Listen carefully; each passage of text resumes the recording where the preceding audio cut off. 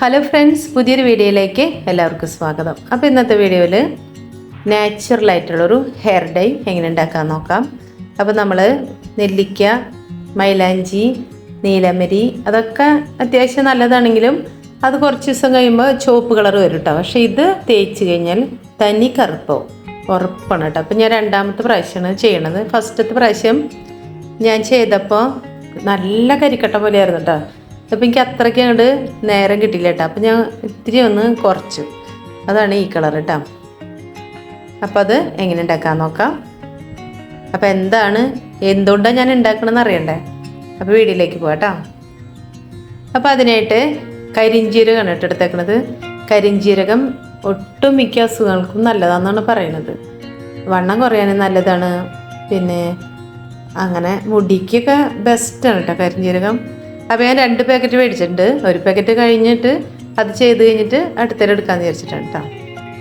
ഇതിപ്പോൾ രണ്ടാമത്തെ പ്രാവശ്യം കേട്ടോ ഞാൻ ഉണ്ടാക്കുന്നത്. ഫസ്റ്റ് ഉണ്ടാക്കിയപ്പോൾ പിന്നെ ഇവർ മുടി കൊഴിച്ചലിന് നല്ലതാണ്, അകാലനരയ്ക്ക് നല്ലതാണ്, പിന്നെ നല്ല ഉള്ളോടുകൂടി വളരാനും നല്ലതാണ്.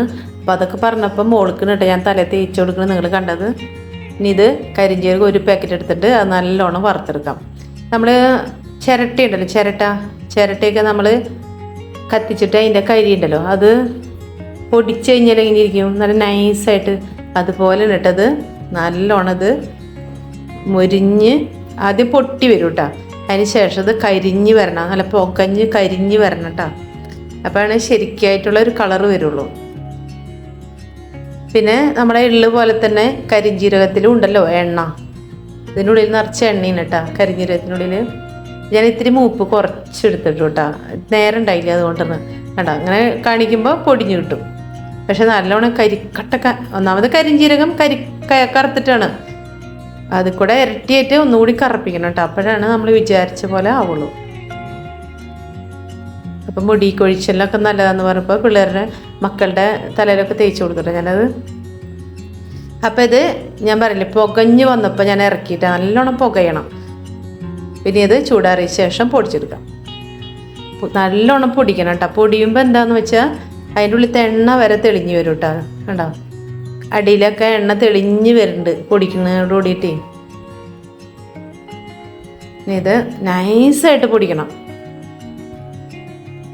അറിയാത്തവരൊക്കെ ചെയ്യുന്നതൊക്കെ വീഡിയോ ഇഷ്ടപ്പെട്ടാൽ ഒന്ന് ലൈക്ക് ചെയ്യാനും കമൻറ്റ് ചെയ്യാനും സബ്സ്ക്രൈബ് ചെയ്യാനും മറക്കരുത്. കടാടിയിലൊക്കെ എണ്ണയായിരുന്നു കേട്ടോ. ഇനി ഇത് അത്യാവശ്യം നല്ലോണം വെള്ളമൊഴിച്ച് ഒന്ന് കലക്കിയെടുക്കാം. നിറച്ച് കട്ട് ചെയ്യണം കേട്ടോ.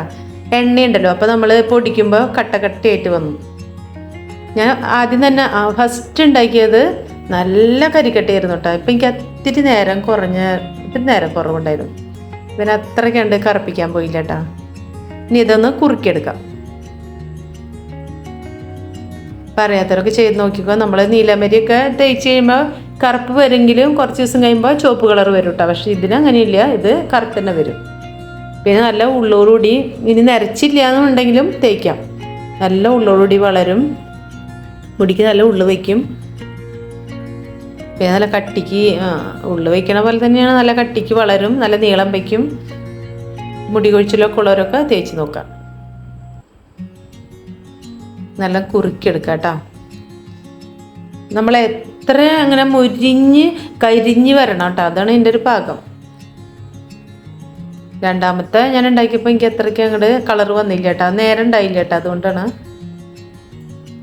പിന്നെ കരിഞ്ജീരകം എന്ന് പറഞ്ഞാൽ മുടിക്ക് നല്ലതാണ് തേക്കുന്നത്. അപ്പോൾ മുടി കഴിച്ചുള്ളവരൊക്കെ ചെയ്ത് നോക്കാം. കുറുകി വരുമ്പോൾ ഉണ്ടല്ലോ നമ്മുടെ എന്താ പറയുക, പെയിൻ്റ് ഉണ്ടല്ലോ, പെയിൻറ്റ് നമ്മൾ കൈമ തൊട്ട പെയിൻറ്റ് പോലെ ഇപ്പോൾ എണ്ണയൊക്കെ തെളിഞ്ഞ് വന്നു കേട്ടോ. അത് നീലേക്ക് നമ്മൾ തലയിൽ എണ്ണ തേച്ചിട്ട് തേക്കരുത് കേട്ടോ. ഇത് സ്വതൊക്കെ ഉണ്ടാകും. ഇപ്പം നല്ല എണ്ണയൊക്കെ തെളിഞ്ഞ് വന്നു, ഇതിൽ എണ്ണയുണ്ട്. ഇനി ഇതിങ്ങനെ തന്നെ ഇരുന്നിട്ട് ചൂടാറുമ്പോൾ പിറ്റേ ദിവസം തേച്ചാൽ മതി. ഞാനിപ്പോൾ ഉണ്ടാക്കിയ വശം ചൂടാറി പിന്നെ മക്കൾക്ക് തേപ്പിച്ചു കൊടുത്തു കേട്ടോ. കണ്ട എണ്ണയാണ് ആ തെളിഞ്ഞ് നിൽക്കുന്നത്, കണ്ട മെഴുക് പോലെയാണ് കേട്ടോ ഇരിക്കുന്നത്. അപ്പോൾ എല്ലാവരും ചെയ്ത് നോക്കാം. ഞങ്ങൾ രണ്ടാമത്തെ പ്രാവശ്യം കേട്ടോ അപ്പോൾ ചെയ്യണത്. കുഴപ്പമില്ലാന്ന് തോന്നിയപ്പോൾ രണ്ടാമത്തെ പ്രാവശ്യം ചെയ്യണത്. മക്കളുടെ മുടി മേട്ട തേക്കണ്, അവർക്കാണ് ഇഷ്ടമായത്.